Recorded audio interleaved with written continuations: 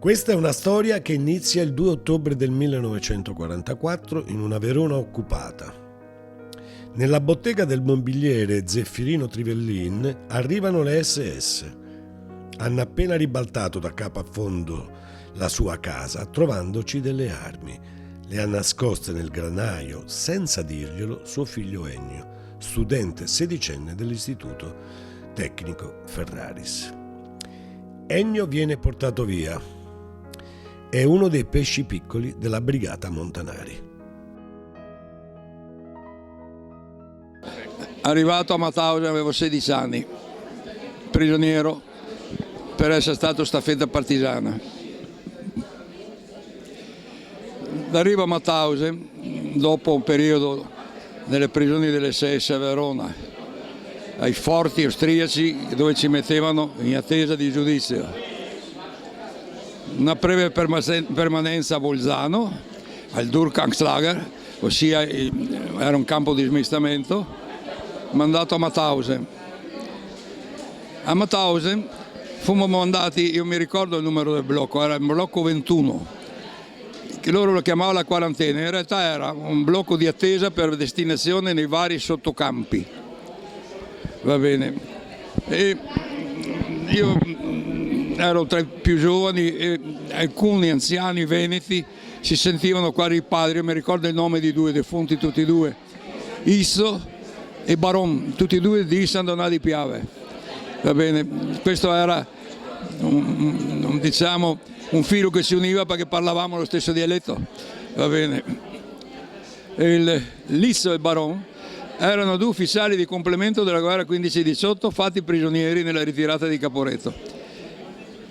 Prigionieri a Mauthausen nel 18, morti a Mauthausen nel 44-45. C'è un motivo in particolare che la spinse a 16 anni a fare il partigiano? C'era la dignità di un popolo da salvare. Quale ruolo ha avuto la scuola nella sua scelta partigiana? Il Ferraris, va bene, è stato il primo istituto per i ragazzi che dovevano imparare un mestiere. Io sono tornato subito a fare lo studente, quando sono tornato sono stato malato un periodo, esami di recupero del tempo perduto, mi sono diplomato perito meccanico, va bene, nel 47, sono andato a lavorare subito perché finché ero studente feci un concorso per andare in ferrovia e andai in ferrovia all'officina locomotive di Verona, quindi a fare il mio mestiere perché io ero un perito meccanico. Ricorda Giovanni Dean? Sì, sì. È stato importante anche per la sua scelta partigiana? Sì, certo. In che modo? In che modo? No, semplicemente, va bene, chiarito quali sono, va bene, le dignità che deve avere un popolo. E quindi vi parlava di questo in classe? Sì, sì, parlava di questo in classe e così ne ha dato anche un senso di desiderio di partecipare, va bene, a quelle azioni che portavano maggior rispetto alla nostra nazione. Perché aveva scelto meccanica industriale? Per passione o perché pensava che poteva dargli un lavoro migliore? No, perché mi dava più importanza a quei lavori che era fatti riferendoli ai trattamenti degli acciai e quella roba lì. Io venni subito segnato perché ero molto giovane, ero apprendista. Mi avevano spiegato quando ero prigioniero a Bolzano di non dichiarare mai che ero studente, perché gli studenti li eliminavano subito e mi dichiarai apprendista a falegname. C'erano altri compagni del Ferraris che diventarono partigiani?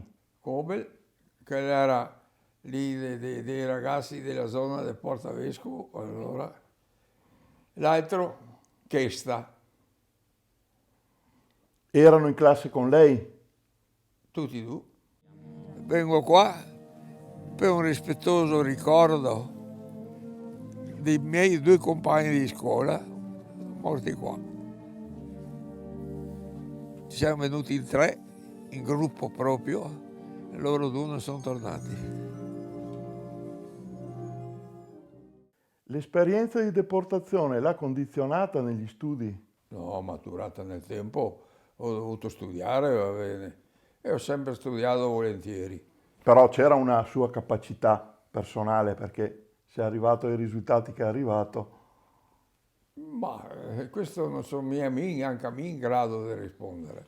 Mi so altro, vabbè, che ho fatto una scelta che per esempio ha causato le reazioni di mio nonno, perché per mio nonno ci non si interessava del legno e là era uno perduto, va bene, e invece mi sono interessato dei metalli, vabbè, che ne avevo visto di così male, così nere, che e studiare era veramente per me un gioco. Ecco. Era la fatica minore. Mi studiava proprio con ardore, perché voleva essere sempre il primo. Al Gusen 1, dal blocco 16, venne assegnato alla lavorazione delle fusoliere della Messerschmitt. Quindi all'alba uscita, perché i turni di lavoro erano di 12 ore, 12 ore. Mi racconti della sua esperienza professionale in Africa? Io a 33 anni ero dirigente industriale, dunque, va bene, poi socio di una società, va bene, e ho lavorato fino ad andare in pensione a 66 anni. Ero in Africa ancora quando sono andato in pensione. Lei è stato in Angola durante il periodo della guerra civile. Ne è stato coinvolto? Rispettato sia dai cubani, che era qui che condusse la guerra per gli africani, sì, e per quelle che erano le difficoltà. Mi risulta che lei è un patentino di pilota d'aereo. Dove l'ha preso? Bosco Mantico? A Bosco Mantico, a Verona, Sì. che c'era proprio una scuola per piloti, vero? Era la scuola per piloti. Ma lei guidava l'aereo anche in Africa? Guidavo l'aeroplano perché era da spostarsi da un posto all'altro, vabbè, e non era mia una roba facile, sa, perché bisognava valutare il primo valore di una foresta sorvolandolo basso il più possibile, vabbè, perché te dovevi vedere che imponenza può avere questi alberi. Lei ha girato per lavoro tutta l'Italia. È più rimasto in contatto con altri compagni partigiani? Sì, no, io tengo di contatti, ma per me oramai la guerra era finita tanto lontana, non era il caso di stare lì a guardarsi intorno, vabbè, quella era passata. L'hanno chiamato anche come insegnante all'Università di Padova in scienza dei materiali e delle tecnologie del legno. Noi cerchiamo degli insegnanti per la parte pratica applicativa, perché dice che abbiamo la parte propedeutica, ma l'altra no. Sarebbe disponibile. Primo dico, guardate che io non ho la laurea, che poi venga fuori storie. L'ho portati anche al laboratorio, perché è inutile parlare solo in senso di principio, bisogna andare anche sul cuore e che faceva anche la parte proprio pratica. Mi risulta che ha anche progettato e costruito un aeroplano in legno. A me sono costruito un aeroplano qua, progetto, scelta dei legnami per farlo, l'ho fatto qua. Il progetto si basava a scuola, su quel che ho studiato a scuola.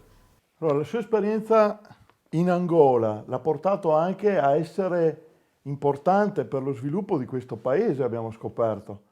Ho insegnato come che si può farsi una casa o qualcosa che somiglia a una casa, perché là, vabbè, come si fa a far da mangiare, ho insegnato anche qui, vabbè, perché là era uno stato che era ancora lo stato proprio primitivo, vabbè. Dal suo punto di vista, cosa rimane oggi nella società italiana dei valori della resistenza?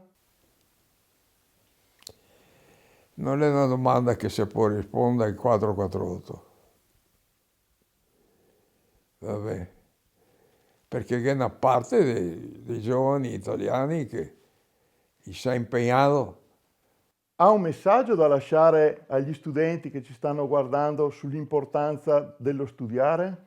La risposta è che bisogna prima imparare e dopo voler trasmettere quel che si è imparato. Vabbè, è tutto qua.